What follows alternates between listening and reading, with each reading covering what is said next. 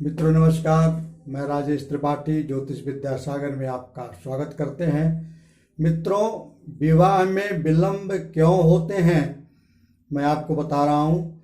एक कुंडली मैंने लगाई है और कुंडली के माध्यम से मैं आपको समझाऊंगा कि विलंब क्यों होते हैं। नियम तो बहुत हैं। देखिए, अगर शनि सप्तम भाव में है और वो लगन को देख रहा है, शुक्र को पीड़ित कर रहा है, तो विवाह में विलंब होते हैं और अति विलंब होते हैं।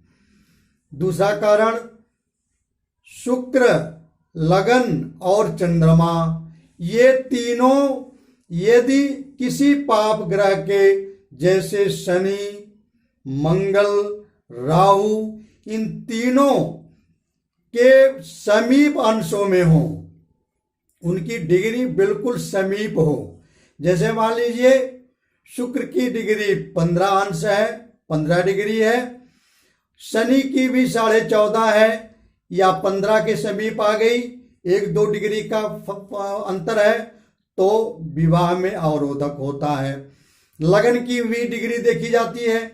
लगन की भी डिग्री यदि किसी पाप ग्रह के समीप हो, बिल्कुल 1 या 2 पॉइंट का अंतर हो, तो भी विवाह में विलंब होते हैं। चंद्रमा भी है। चंद्रमा बहुत विशेष महत्व रखती है। अगर चंद्रमा की डिग्री किसी पाप ग्रहों की डिग्री के बराबर है तो भी विवाह में विलंब होते हैं। अब देखिए, मैं आपको एक कुंडली लगाया हूं, नवांश भी बनाया हूं और लगन भी बनाया हूं। दोनों मैं आपको समझाऊंगा कि ये कैसे होते हैं। इनकी शादी देखिए, ये पुरुष की कुंडली है। इनका जन्म 16/11/1978 को हुआ था, 2:01 पे शाम को। मोदी नगर उत्तर प्रदेश में इनका जन्म हुआ था। इनकी कुंडली में विवाह अति विलंब हुआ। विवाह के बाद इनकी जो पत्नी थी वो तलाक दे दी और तलाक देने के बाद वो अपने मायके चली गई। कोर्ट में केस चल रहा है। हालांकि पति इस तलाक को नहीं चाहता।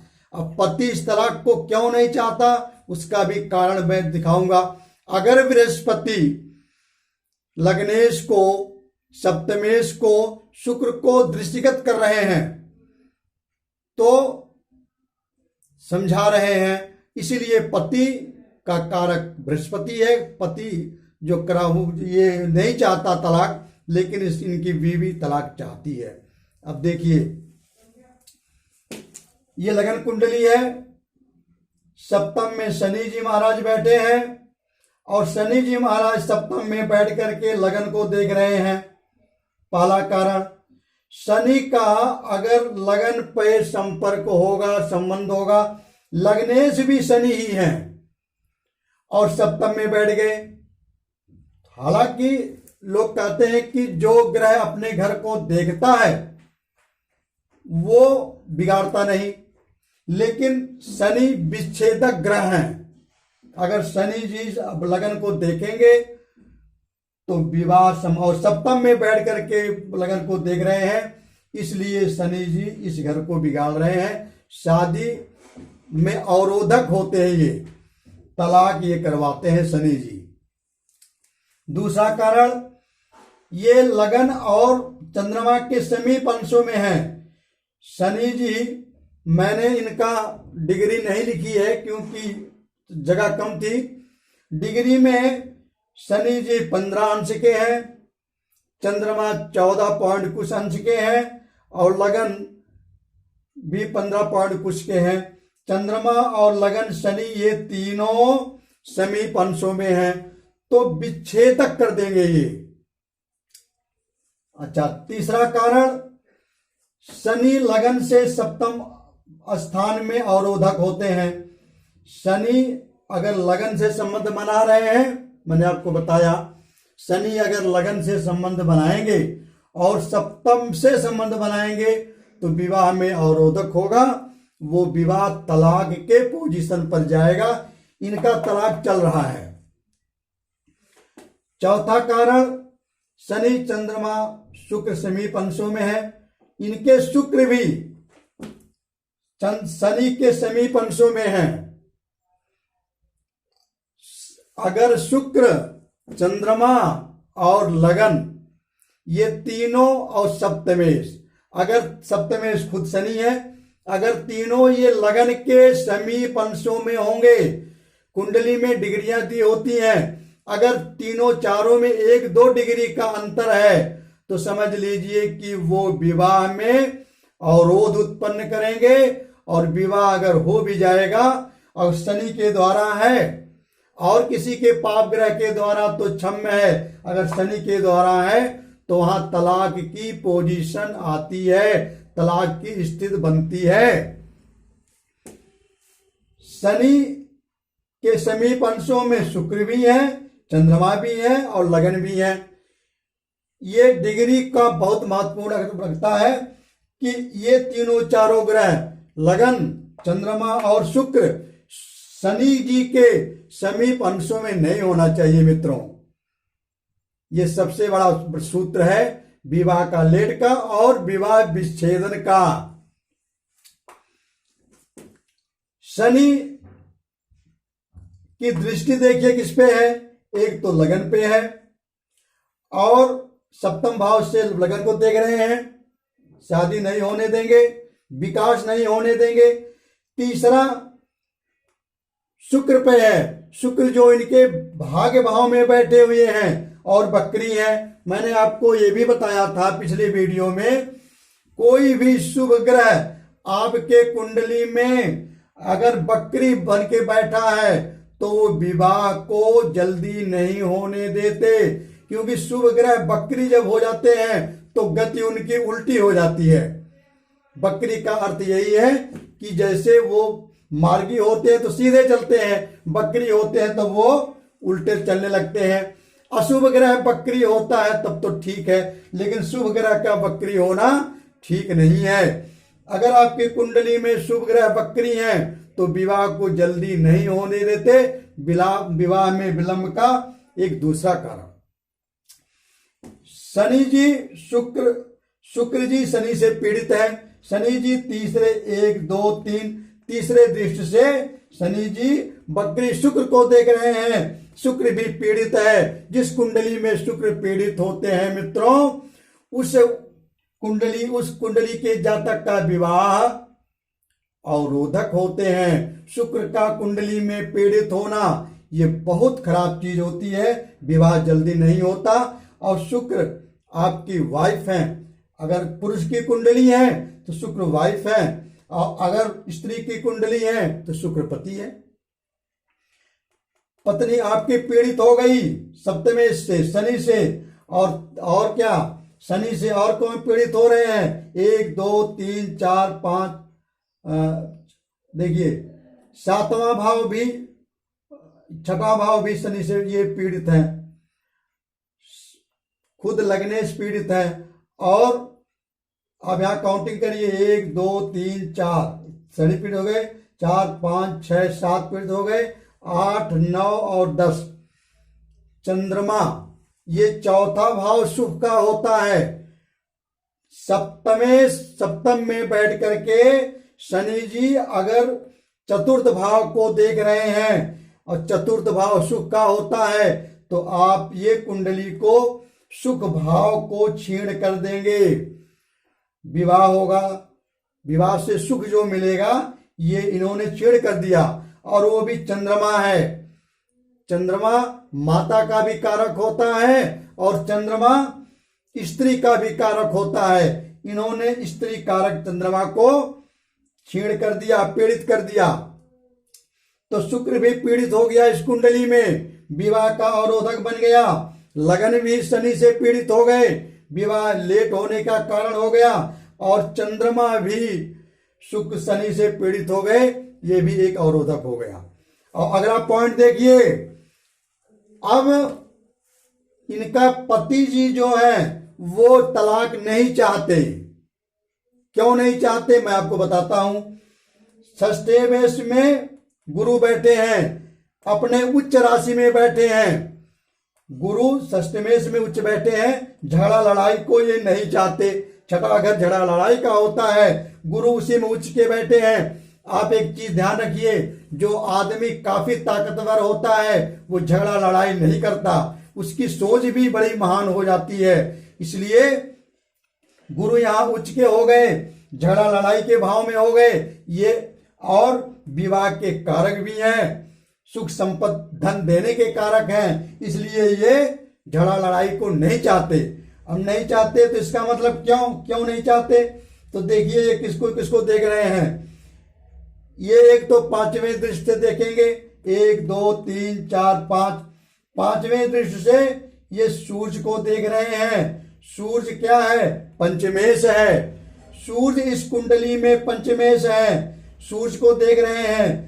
गुरु इनको समझा रहे हैं कि झगड़ा मत करिए। और किसको देख रहे हैं, मंगल को देख रहे हैं। मंगल कौन है, मंगल तृतीयेश है और उच्च के बैठे हुए हैं, अपने स्वराशि के बैठे हुए हैं, दशमेश हैं। इसलिए ये मंगल को भी समझा रहे हैं कि भैया शांत हो जाओ, झगड़ा मत करो। इसलिए और बुध को देख रहे हैं। बुध क्या है, बुध एक तो अष्टमेश है और ये पंचमेश है।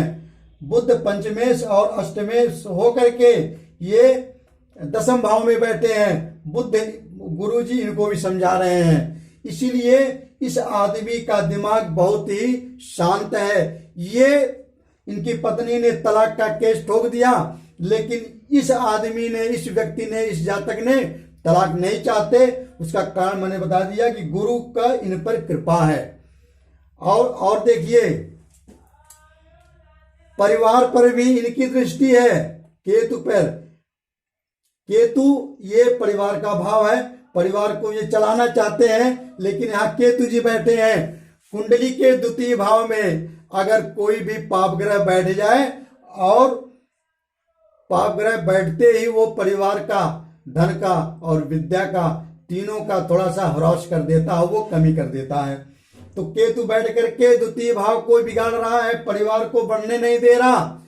विवाह में सबसे महत्वपूर्ण कारक होता है ये द्वितीय भाव। द्वितीय भाव परिवार बढ़ाने का होता है। अगर ये पीड़ित है तो आपका परिवार नहीं बढ़ेगा।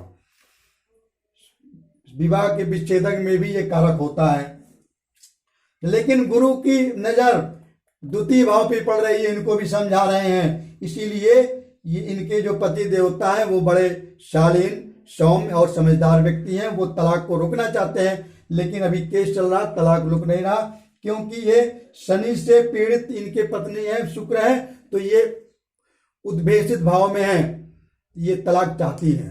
अच्छा, चौथा कारण सूर्य और केतु के निकट अंशों में है। सूर्य और केतु ये भी निकट अंशों में है, तो भी विवाह के विच्छेदक होता है। और देखिए नवांश कुंडली ये इनकी है, ये इनकी नवांश कुंडली है। नवांश में भी शुक्र शनि से पीड़ित है। अब काउंट करिए, 1 2 3, गुरु पीड़ित हो गए।